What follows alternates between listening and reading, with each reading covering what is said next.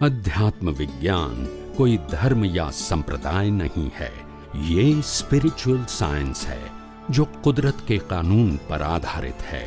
ये विज्ञान पूरे ब्रह्मांड के सभी रहस्यों को उजागर करता है और जीवन के सभी पहलुओं को समझने के लिए एक नई दृष्टि देता है।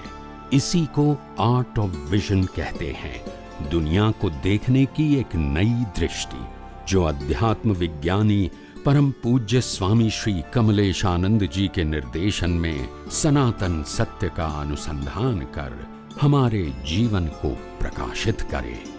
जय सच्चिदानंद।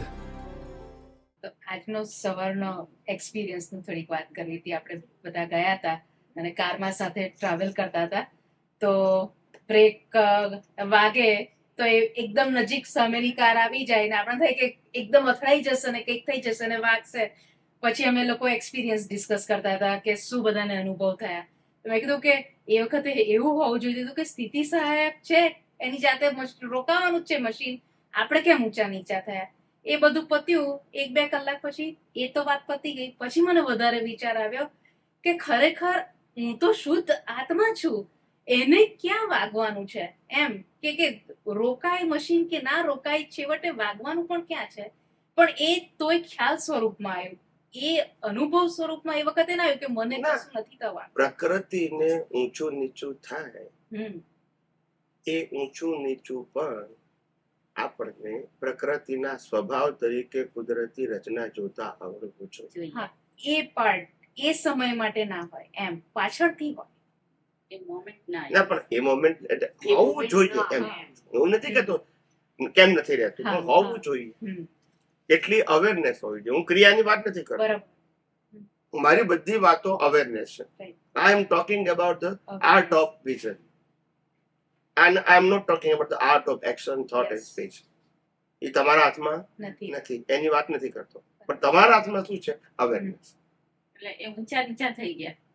હા, એટલે મારો પગ તો બ્રેક ઉપર જ હતો, પણ ગાડી સ્ટોપ મારે કરવાની નથી, કારણ કે કોઈ લાઈટ નતું, કશું નથી. પેલો સામે વાળો ધીમો પડે એટલે હું ધીમો પડી, એટલે ધીમી ધીમી ગાડી જાય એટલે એમને એમ થાય કે હમણાં અથડાશે, એટલે ઊંચા નીચા થાય.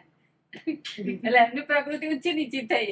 અને હું વિચાર કરું કે કેમ ઊંચા નીચા થાય છે. પછી મને ખબર પડી કે એમને ડર લાગતો હશે કે હમણાં અથડાઈ જશે તો પરિવારમાં સંબંધોમાં આવું થાય છે. હમણાં ગુસ્સે થશે, હમણાં ગુસ્સે થશે, થાય નહીં. મને એમ થાય કે બી કેમ છે, આપણે કારનો ડિફરન્સ હતો.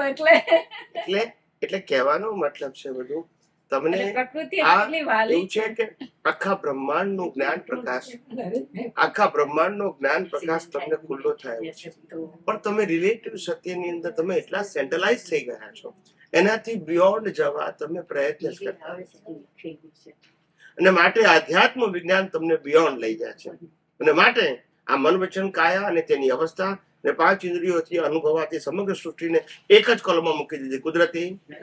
એટલે હવે તમારા માટે સબ્જેક્ટ એનાથી ઉપરનો તમારો સબ્જેક્ટ છે. You go beyond the relative truth. There is a real truth. પણ તમે રિલેટિવ ટ્રુથના સર્કલમાંથી બહાર નીકળતા નથી ને મારે તમને બહાર કાઢવા છે. That is my mission. આખું જગત રિલેટિવ સત્યમાં ફસાયું છે, ને રિલેટિવ સત્ય એ કુદરતની રચના છે, આપણી નથી, આપણે પણ નથી. આપણે રિયલ છે, આપણે પરમેનન્ટ છે, ને રિલેટિવ સાથે આપણે કોઈ લેવા દેવા નથી, કંટ્રોલ પણ નથી, આપણા હાથમાં પણ નથી. શું કામ ઊંડા ઉતરો છો? વિચાર બંધ કરવાની શક્તિ તમારી પાસે છે?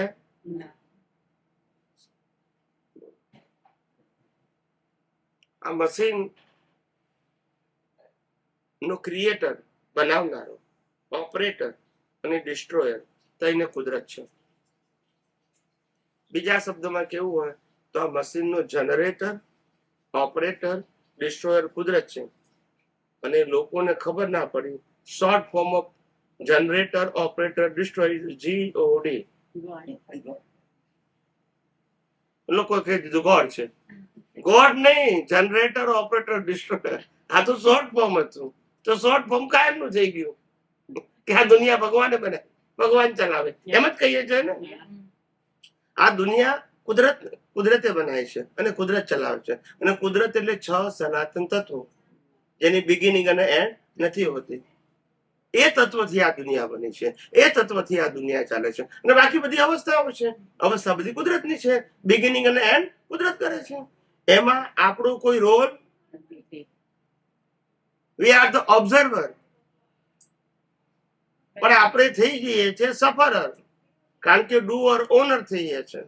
શું છે? તો સફરર થાય. સમજાય છે? બધાને ખબર છે કે જન્મો ત્યારે અને પછી યુવાની આવે ત્યારે અને પછી ઘરપણ આવે ત્યારે આ પ્રકૃતિનો સ્વભાવ બધી જ રીતે સ્ટ્રેન્થમાં ખલાસ થવાનું છે. યસ કે નો? કારણ કે દરેક અવયવો, પાર્ટ, સંજોગો બધું લાઈફ લઈને આવ્યા છે. અને life is a connected with expiry date. Yes or no? હવે જે પોતે સ્વયં એક્સપાયર થવાનું છે એના માટે મારે શું કરવાનું? મહેનત કરવાની.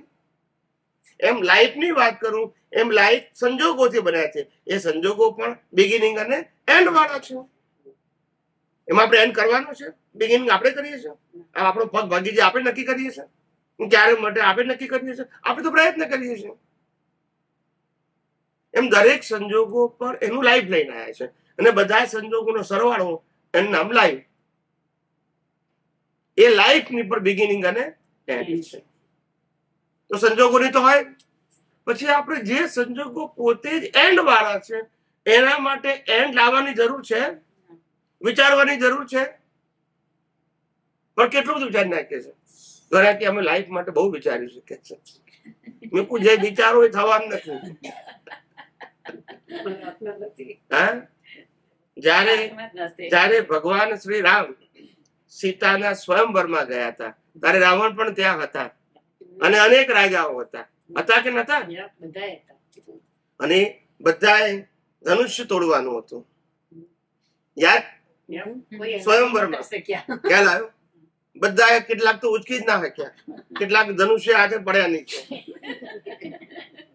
રામે ઉચકીને ટંકાર કર્યો અને એ સ્વયંવરમાં જીતી ગયા સીતાને. હવે સીતા જયારે જીતી આવા પાવરફુલ માણસ સાથે એનું લગ્ન થયું ત્યાં એને કેટલા અરમાન હશે? યસ કે નો? પણ જેવી આવી અને 4 મહિનામાં તો 14 વર્ષનો વનવાસ. બોલતા નથી. યસ કે નો? અને વનવાસમાં પાછું શક નહીં, રાવણ ઉપાડી ગયો. બોલતા નથી. માંડ યુદ્ધ કરીને પાછા લાયા તો પેલો ધોબી કે છે અમે માનીએ કેમ કે છે. બોલો હવે આને દશા પ્રાપ્ત કહેવાય કે દશા બેઠી કહેવાય? રામની પત્ની સીતાની આ દશા હોય તો આપણી શું હોય? યસ કે નો? નહીં, કોના કંટ્રોલમાં હતું? એમ તો કોના કંટ્રોલમાં હતું? બોલો, વિચાર કરો. એના કરતા તો ઘણા સુખી છે, રાઈટ? ખ્યાલ આવ્યો? કેવી દશા! કૃષ્ણ ભગવાન જુઓ જન્મ્યા ક્યાં આગળ? નહીં, જેલમાંની પ્લેસ. જેલમાં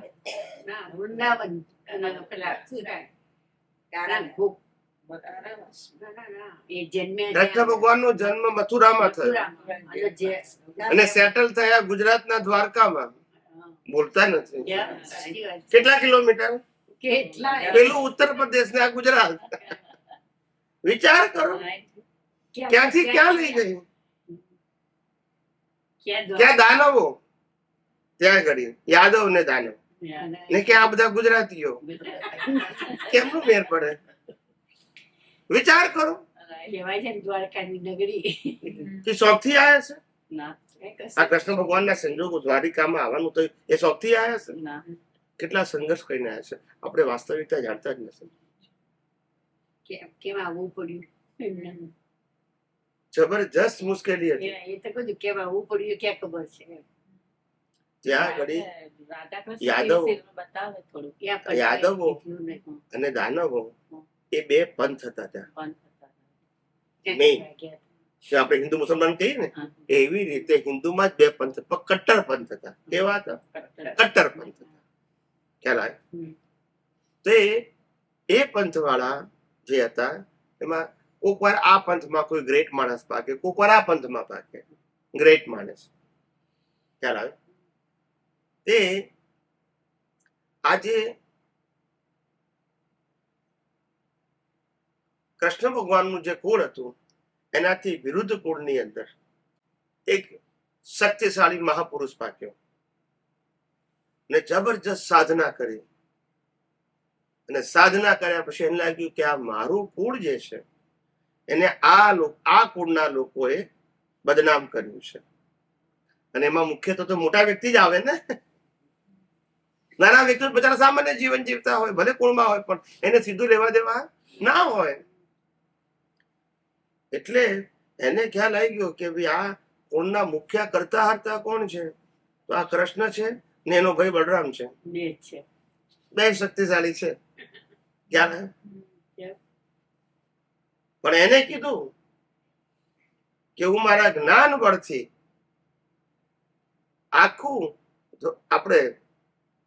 આખું જે ગોકુળ છે એને ભસ્મ કરી નાખીશ માણસો સાથે.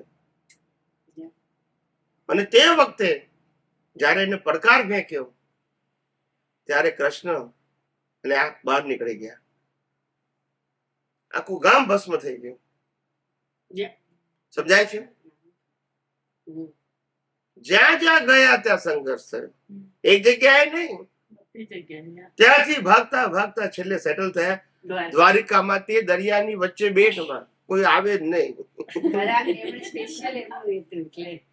દ્વારિકા નગરી બનાવી એમને એના માટે અંડર ધ વોટર, પણ ઇન બિટવીન વોટર. પણ ઇવન દ્વારકામાં સેટ થયા ત્યાં કેટલી તકલીફ પડી છે? ઓછી પડી છે. તકલીફ તો થાય. ત્યાં એક cross બરાબર. કરીને. કુટુંબની લીધે. મારો કહેવાનો મતલબ એટલે તમે એમ માનો કે આ ગ્રેટ પીપલના જીવન ગ્રેટ હતા એવું નહીં માનવું. જબરજસ્ત સંઘર્ષ હતો એ લોકોને બધાને, રામને, કૃષ્ણને, મહાવીરને, બધાને સંઘર્ષ હતા. They are not a simple living man. એ લોકોનું જ્ઞાન દર્શન હાઈ લેવલનું હતું, પણ એ લોકો સંજોગો સારા નથી. ભગવાન રામને 14 વર્ષ વનવાસ, હમ. પાંડવોને 12 વર્ષ વનવાસ Yeah. અને મહાવીરને 42 વર્ષ વનવાસ. પણ આપણને ખબર જ ક્યાં છે? આપણને તો એક દિવસ ઘરમાંથી કાઢી મૂકે તેમ થાય શું થઈ ગયું. વિચાર કરો.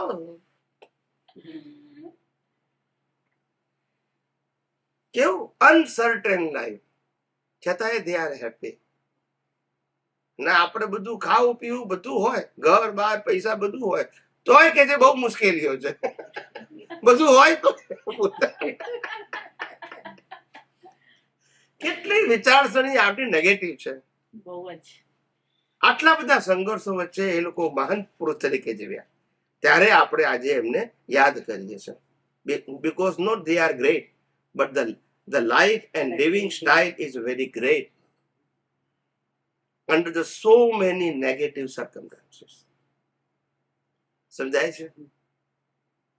અને આપણે તો એક જ સમજો નેગેટિવ આવે, પગ ભાગ્યો તો એમ લાગે કે આખી દુનિયા ભાગી ગઈ. એ જ બધાને બાકી, દુઃખનો પાર જ નથી મારે, એવું જ કહીએ આપણે.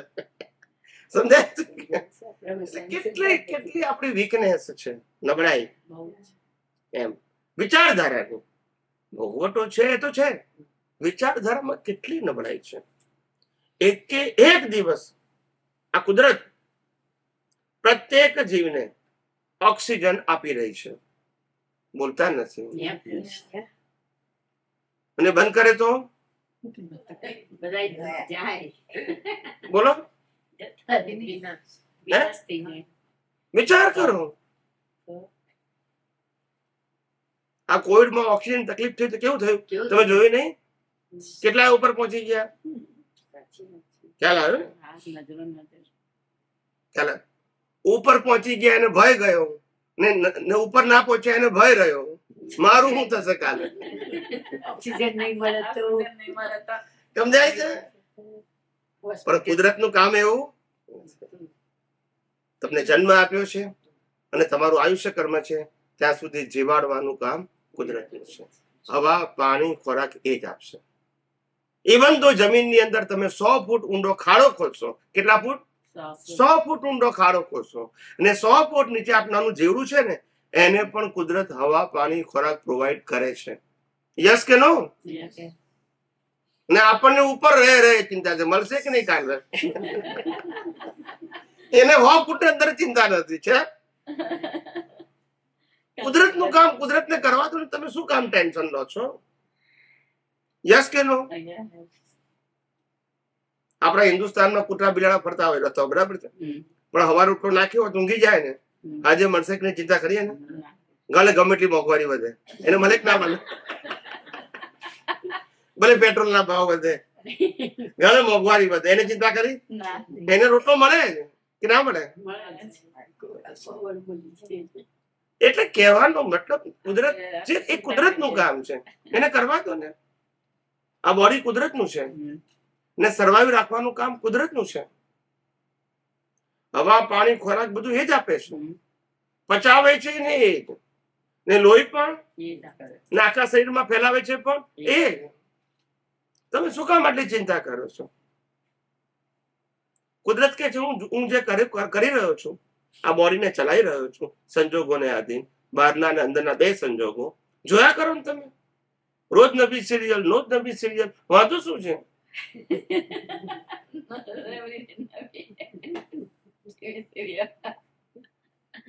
રોજ નવી તારીખ, સિરિયલ નું ટાઇટલ. આજે 1 જુલાઈ પહેલું ટાઇટલ આજની સિરિયલ, 2 જુલાઈ બીજું સિરિયલ, 3 જુલાઈ ત્રીજી સિરિયલ. જોયા કરો ને. રોજ તો કુદરત નો છે.